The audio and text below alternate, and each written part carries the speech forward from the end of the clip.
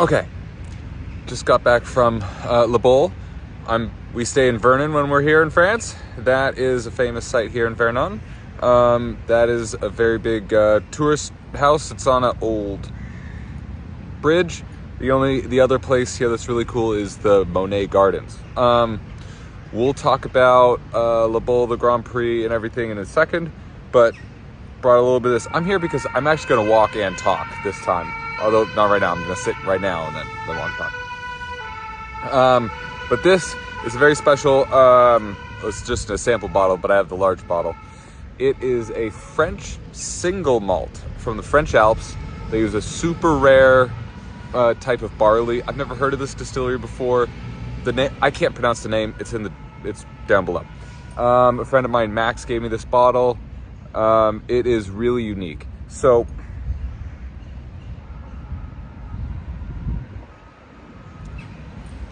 God, it's so interesting and different.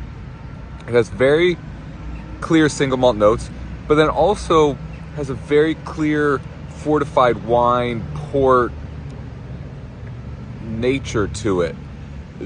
So it's like sweeter than a Scotch. It's like a richer Scotch. It's so interesting. The best way I can say it's like if you added some like Madeira wine or port, or maybe they probably aged it and used port and Madeira sherry casks, that type of thing.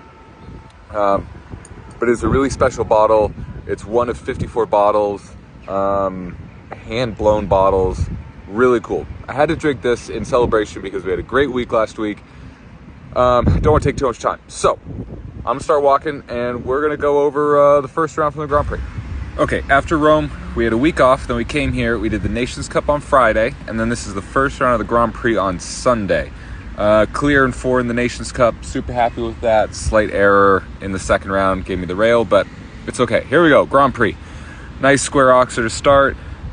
Pretty tight rollback to fence 2. I wanted to get it going right a little bit to make this bend in 6 to the wall correct.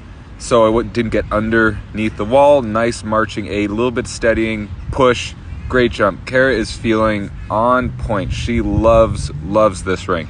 Around the turn, going in the turn so that the 6 was not too long coming into the triple. Some people, it was a bit long and they had issues. We got it right the way I wanted it. Then I added an 8. A lot of people did 7, but I thought it'd be safer for us to come out on the right side of the triple and do 8. And then here I angled to the left, little weird got jumped loose, lost a stirrup, and then thankfully got lucky and could kick for the 9 to the water jump, and still finding my stirrup here, and I finally get after this fence. It is not fun to have no stirrup and almost fall off to the water, but fine, get it back, collect again, sit up, and the 4, beautiful, on track, didn't fall out too much, so the 7 isn't long. Big combination 13AB, and then sit up and support for 14. It's been a long course, and Kara was awesome. Okay, so like I said, we're walking. There's the house over the old bridge. Gonna get some great looks of people. Also, this is the Seine River next to us, so cool. All right, so obviously super happy with the first round. There was that one bobble. The course was great. It was delicate. It was interesting. There were choices, many different ways to ride things. There were 7 or 8 to the water, or if you almost fall off like me, 9 to the water. There was 7 or 8 after the triple combination. There was so many different ways you could have ridden that course depending on your horse and what was best for you. And it was just super interesting, for a rider, like on my side, to try to figure out the right answer to the challenge. I was so proud of Kara. We've come off Nations Cup and Grand Prix in Rome, and the Nations Cup last week in Le Baule, and Grand Prix, and she jumped clear again. She is just on fire. It's my first time to Le Baule, and I really wanted to go because I've always heard about the show for years and years and years from my trainer, Eric Navet, who's French, and I've heard story after story about Le Baule and all the experiences he's had there and what a great show it is. And so, I was so happy I got to go to Le Baule. And on top of that, I was so obviously happy that it went well. But it was interesting, the bobble that we had. So let's talk about that. So, I wanted to come in to the water in such a way where I was angling right to left on the plank to enter the line. And that would open up the track so that the 8 to the water was not too short, because it's an open water. You need some pace. But what happened is I committed so hard to going left, Kara went a little bit right, and she had a twist to her body. I'll show a picture of it. It's quite impressive that I landed semi-off, like really off balance, but off to the left-hand side. I lost my right stirrup, and thankfully things worked. But there was a major moment where, I have no stirrup. I'm not looking where I'm going. I have the water jump right in front of me where it's like, yeah, we're fucked. And after the water jump is a 155 oxer with a Liverpool underneath it. So it was a perilous position. Thank God it worked. Yeah, thank God for Caracole. So, all right, the jump off. So it was interesting about the jump off. So there was a good number of people clear and some really great combinations. I was sorry, you've already seen it. I was second. But, Kent Farrington on Greya, Leone J was in it. There's James Can Cruz and Shane Sweetenham were in it. There's so many amazing combinations in the jump off.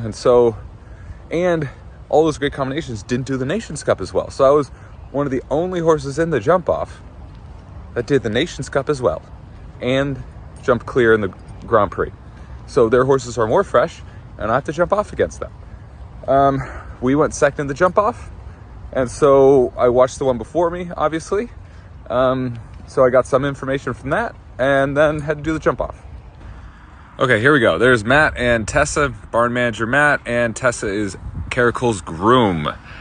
Off to the first fence of the jump off, had to get a nice good pace here to send me out enough to make this turn back and try to have a fly-in distance here. To the second fence, nailed it, loved it, and then sat up a bit in the 8.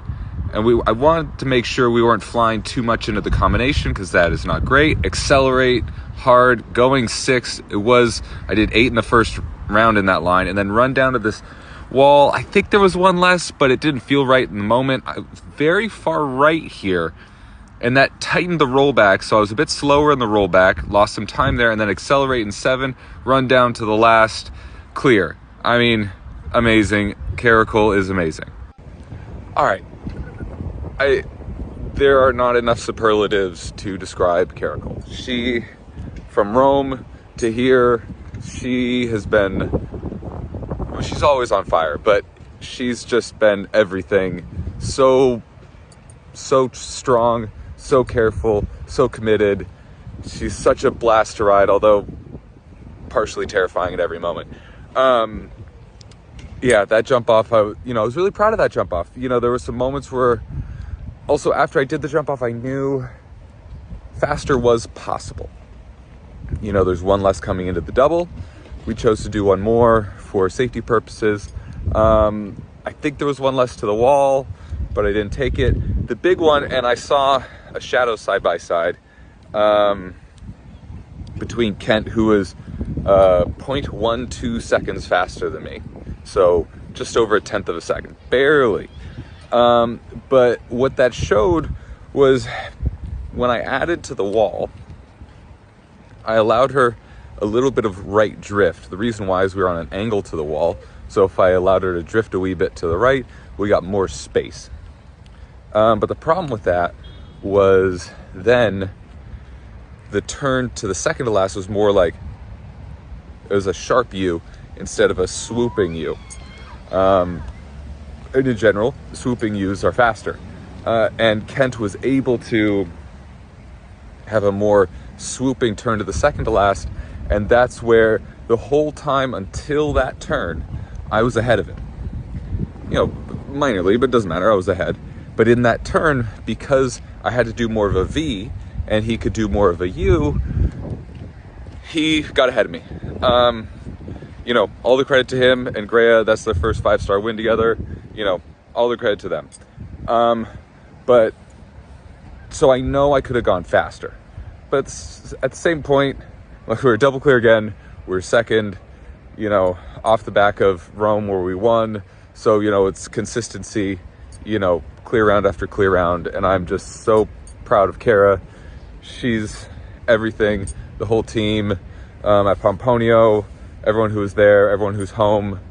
You know, it takes a lot of people to put this together, and I'm so proud of them. Now it is Monday, day after, so Kara's already home. Tomorrow she gets her shoes pulled off for a few weeks. While we see what the next step is, where do we go from here? I don't know. Obviously the goal is the Olympics, but the selection, you don't get selected for a number of weeks, so we'll see. Fingers crossed.